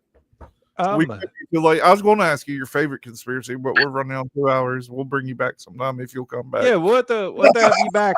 Absolutely. Absolutely. We can hear some more stories and then we can get into more conspiracies. Sounds good. I am in for it. This was fun. But yeah, buy the book. We're all gonna buy it. Thank you. I hope you enjoy it. Pressure's on. And then we'll have time to read it in between now and when we have a second show. And I may have some questions. I'm gonna put with my Vic Ferrari collection. I've literally got him on the shelf in there. Yeah, his books are helpful because he has a glossary of terms for the NYPD in one of his books. So like when you read my book, you could just go to his book and be like, oh, okay, that's what that is. He did it smart. Yeah. Do you have any like social media or website that you would love people to check you out on? Or no, I am like a total backward. I don't know nothing about any of that stuff. Yeah. I'm used to being off the radar, so like I don't have any of that stuff. One day I hope to be completely off the grid, but something crazy has to happen to force me to do that, I think. Yeah. Well, here's the thing. For the most part, except for our stuff, I only have social media so I can put our stuff on it. That's true. It's the same for me. I don't have anything. I gotta have something to do when I poop. You know? Stop, dude. Cecil, they have this amazing thing called a book. Yeah. Yeah. You'll just walk in there. I'll be sitting there, cross-legged, lean back. Reading the book. Not an image I needed tonight. No clothes on. None. Anyway, if you don't already follow us wherever you're listening, give us a follow. Rumble, BitChute. If you're on BitChute, come to Rumble. So you can talk about us to our faces. Yeah, come talk about us. Come say it to our face. We get the nastiest comments on BitChute. They're just the most unhinged people. They're funny as shit, though. But yeah, I think that's you're about to see the commercial for the honey. We've all got the honey. The honey's amazing. It is. Really good. It is. And you're supporting a good cause. They're helping beekeepers. So Yep. We need these.